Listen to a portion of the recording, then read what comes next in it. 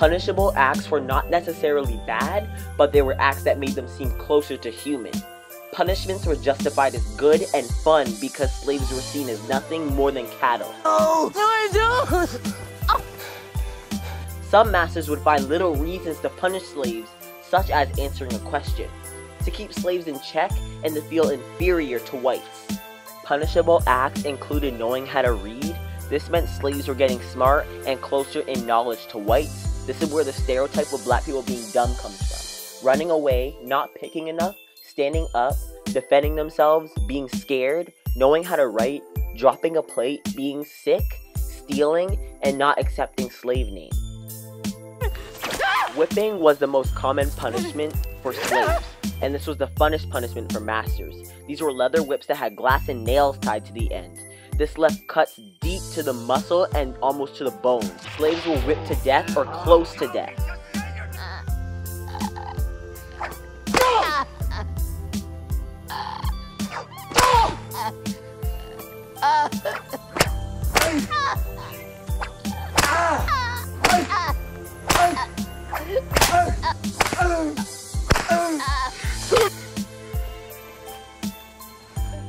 Slaves endured this pain for months and months at a time as these deep wounds healed. They often needed stitches, but didn't get none. Masters also threw heavy items at slaves. Sell her. Another punishment involved wooden paddles. These thick paddles would be used to beat slaves once they were tied up until the paddle broke or their bones broke.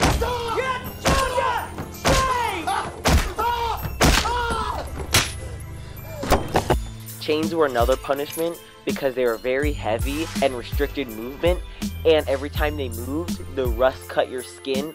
They'd be left on all day and you'd have to work with them on.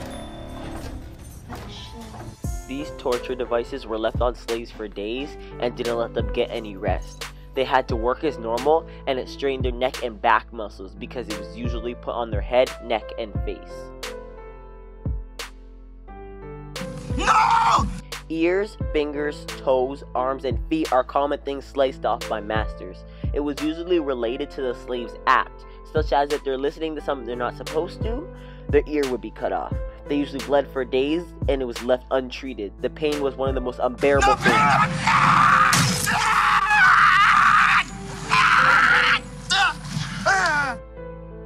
Lynching is used to prevent a plague of punishable slaves.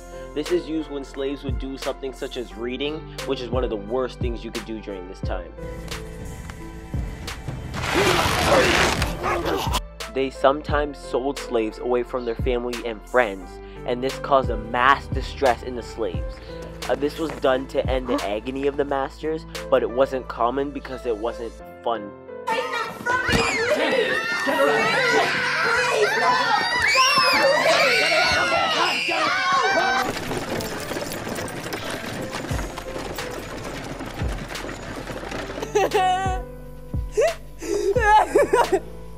Men were raped in front of family and friends to make them feel lesser of a person and less manly. This ruined their reputation and embarrassed them. Women were raped multiple times from age 13. This ruined them. These people scarred them and did abusive things to them that they wouldn't do to their wives. This would soon make biracial babies that would be treated better than the rest of the slave population.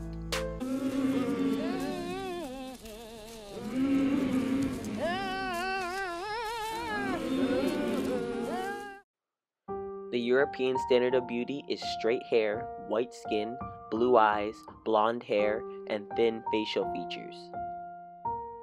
The African standard of beauty is an elaborate hairstyle, hair and body jewelry, wide facial features, and dark skin. This is majestic.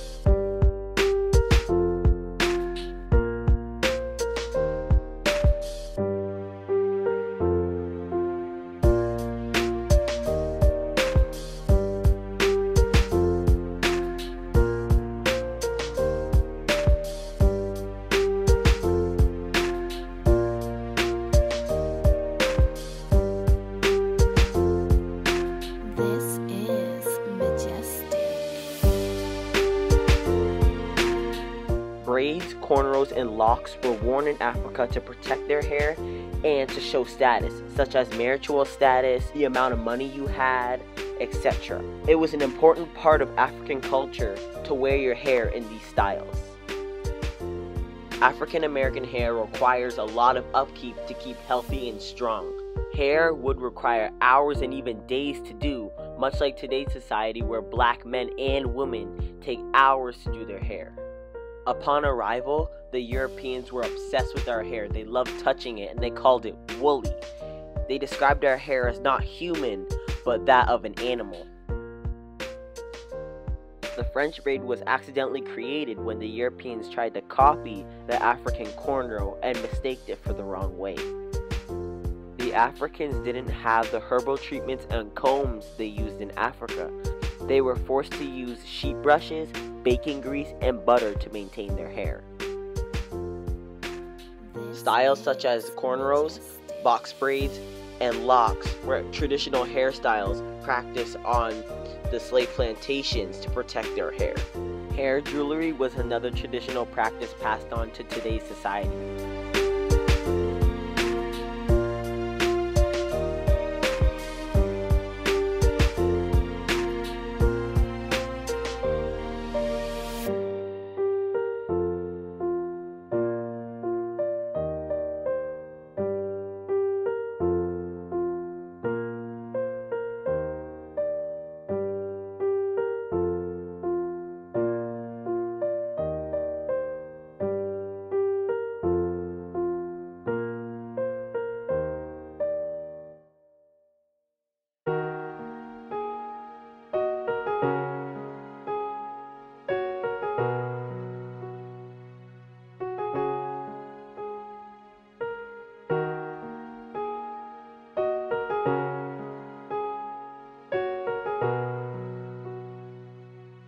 This is majestic.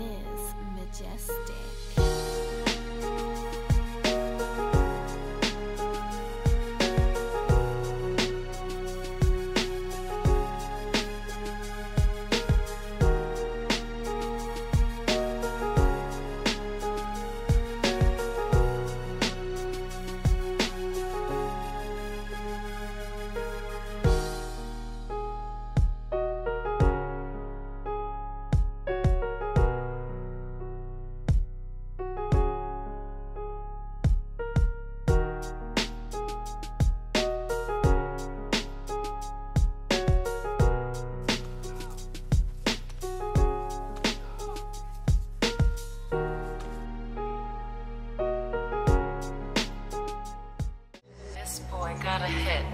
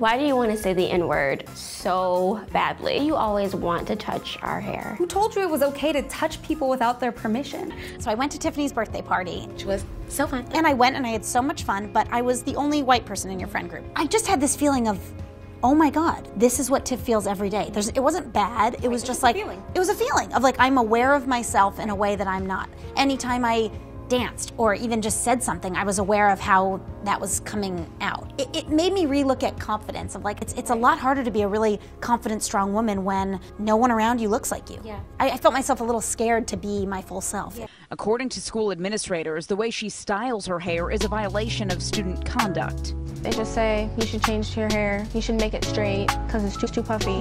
The director of a prestigious girls' school in Pretoria was fired over the school's decades-old conduct policy. Because they didn't like my dreads. I think that they should let me have my dreads.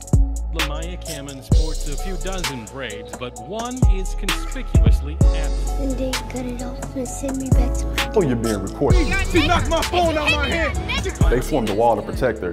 What if you call my wife? Give me your name too. Give me your name. Honestly, at that point, kind of just went blank.